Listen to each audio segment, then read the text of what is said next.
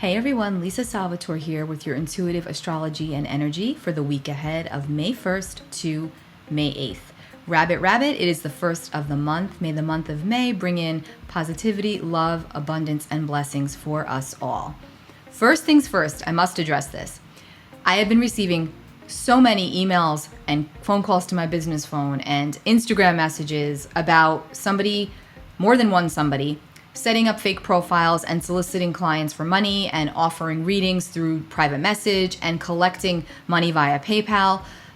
Total scammers. Let me be crystal clear. I will never, ever, ever message you through any of these forums to tell you that I am drawn to you, darling, and that your ancestors are walking beside you and I'm going to take off a curse or whatever else they're saying.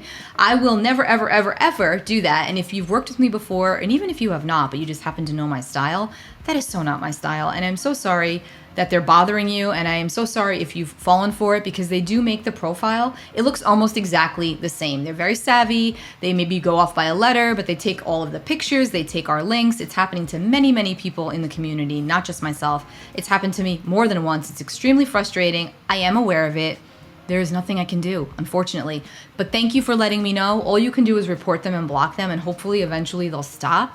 Now, let's get to the good stuff and talk about the astrology and the energy for this week ahead. I have two themes for the week ahead.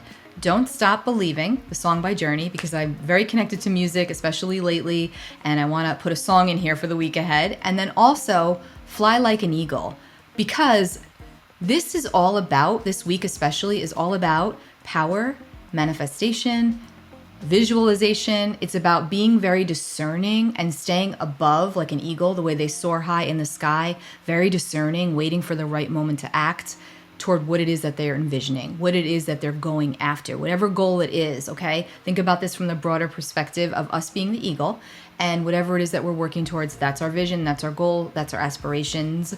And that is what this week is all about. There's a buzz to this energy. We're very much in eclipse season.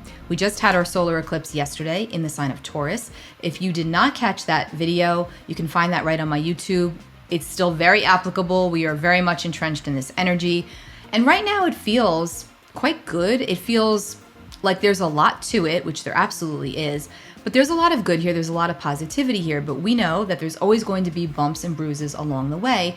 And when we're dealing with Uranus, which is in Taurus, and we're dealing with the North Node, which is in Taurus, and this eclipse, which is in Taurus, we're dealing with this unpredictability of change and uncertainty, but also excitement, because this is a lot of possibility. So again, it's good to look forward with hope and optimism, but it's good to also be cautious and be very discerning, much like the eagle. Eagles represent higher perspective, expansion, strength, and power above all else. So we start today off Sunday the 1st. The moon is in Taurus. It's lining up with Uranus, also in Taurus. You may still be settling into the energy of what might or may not have come to fruition for you over the last 48 hours. It might be something as simple as a slight headache. It might be absolutely nothing. It might be that you got word on a big project you were waiting to hear word on. Whatever it is, settle into that excitement with this moon conjunct Uranus, because it's going to give us even more as the day progresses. Because the moon in Taurus is also going to square Saturn in Aquarius and line up nicely with Neptune in Pisces. So again, this does show us possibility, but it also might illuminate for us where we have to step back and take a breather and maybe revise something. Venus is also in a nice aspect to Pluto, which is very helpful because we want to get along with others. We want things to work out. It's really important, and everyone is feeling this, so this is extremely helpful.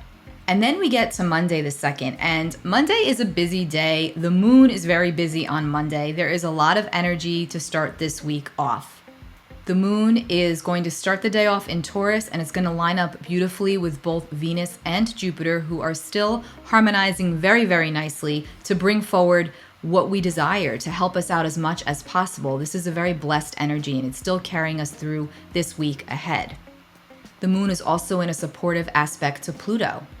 And then as we move throughout the day, the moon shifts into speedy, communicative, expressive Gemini, and the momentum truly picks up. And then Venus, the planet of love and beauty and pleasure and connection, moves into Aries. So both Aries and Gemini are big energies. And so as we end Monday, we're more than likely going to feel this push of energy forward, this push of momentum, and like, all right, let's get down to business. Let's go. Let's move. Sweet time is over. It's time to get everything in order now. Venus in Aries is very passionate, so it gives us the fever to go even more towards what it is that we want. Tuesday, May 3rd. This is a day that is very colorful. Jupiter is lining up with Pluto nicely, and the moon is going to square Mars. So again, it is going to feel colorful, and that can go either way. It depends on how you're painting your canvas. So this is where discernment is going to go a really long way, especially when we're dealing with others and their ideas that we don't necessarily agree with. It's wise to be discerning, the word for the week ahead. And then we get to Wednesday, May 4th. And this is a day where our vision and our execution could come up against odds with each other, especially when it has to do with our relationships. And this is not just romantic relationships. This is any type of relationship. This could be professional. This could be platonic. This could be family and or business. But there's this theme that's kicking in about having liberation in our relationships, having freedom to move around and have some space in our relationships, but also to have them still work in a very cohesive manner. Now, Venus in Aries is making a square aspect with Lilith in Cancer. Now, you may or may not be familiar with Lilith, but long story short, Lilith is Adam's first wife. She got thrown out of the Garden of Eden because she would not obey.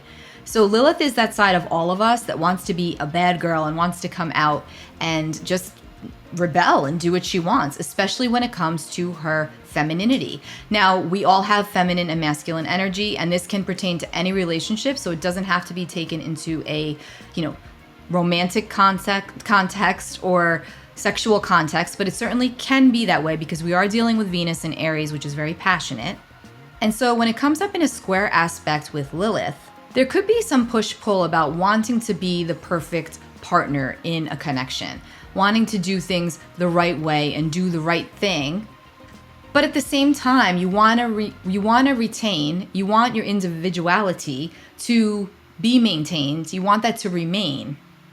And most important, you want to remain true to yourself. So there's this balancing act that's going on here within all of our connections. Now, Mars is going to line up with Uranus in a supportive aspect, but Mars and Uranus can be, very like explosive type of energies. There could be some fireworks here. So again, this further feeds into that Venus squaring Lilith aspect. And then the moon is also going to square Jupiter. So this can make it feel even more bigger and even more blown up. And then the moon is going to shift into sensitive Cancer. So this could really serve to heighten these emotions that we're feeling about our connections, or a connection specifically in our lives at this moment.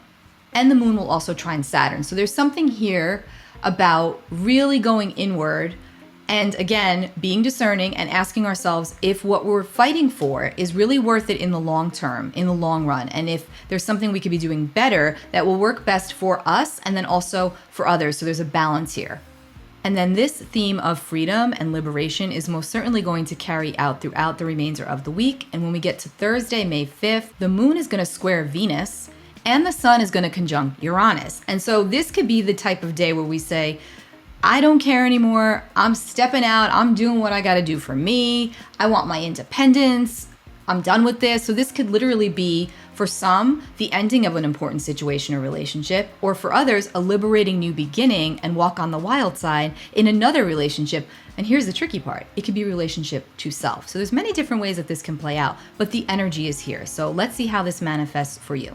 But if anything else, use Thursday the 5th to go out and have some fun, be a little more free in your expression, and just enjoy the energy because it's going to feel very, very positive. And then as we get to Friday and move into the weekend, this really sweet, revealing, creative energy is upon us. Friday's got some really cute astrology. The moon in Cancer is lining up nicely with Uranus in Taurus. They're supporting each other. Mercury in Taurus is sextiling Venus in Aries. The sun is lining up nicely with the moon, so we're more in touch with our body and our soul. And the moon is in a nice trine to Neptune. So this feels very dreamy, very creative, very sweet, very loving, very kind, very compassionate. It just feels good. And if you are doing any kind of artistic work or any kind of songwriting or any kind of creative projects, this is an awesome day to bunker down and get it done. Actually, I think I said that Mercury was in Taurus, but it's not. Mercury's been in Gemini since the other day. So I'm still kind of stuck in the Mercury in Taurus. So I apologize. Mercury's actually in Gemini, and Mercury loves to be in Gemini. Mercury's dignified in Gemini. So communication takes on a much more astute and verbal tone.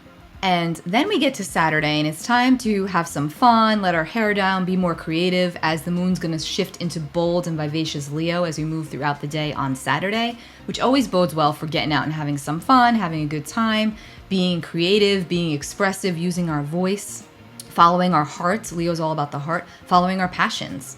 It's going to feel fun and exhilarating and even a little sexy and creative. The moon is going to oppose Pluto and also trine Jupiter, which is really nice. The sun is in alignment with Mars, which always gets our physical vitality going and makes us feel a lot more energized. And that moon in Leo is going to sextile Mercury and also trine Venus. And so again, this bodes really well for relationships of all kinds and having fun and being in the moment and letting loose.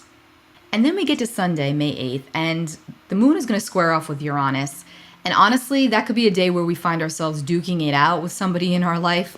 It might not be, terrible, but it might be kind of unexpected, or it might have been simmering for a long time and it just kind of boils over on Sunday. So maybe while you're out on Saturday having a great old time, you make a comment to a friend that sticks with them, and then the next day they call you out on it. That's just an example. But something like that. It's something that you're not really expecting. But again, for everyone it's going to be different. It could really not be much of anything. And I will do next Sunday's astrology again next Sunday. I'm trying to figure out, I kind of change it up every time. I either do Saturday to Sunday or Sunday to Sunday, but I think I'm going to stick with Sunday to Sunday and just repeat the previous Sunday when we get to that following Sunday. So anyway, I hope that you all have a wonderful week ahead. And actually, let me get you a tarot card for this week.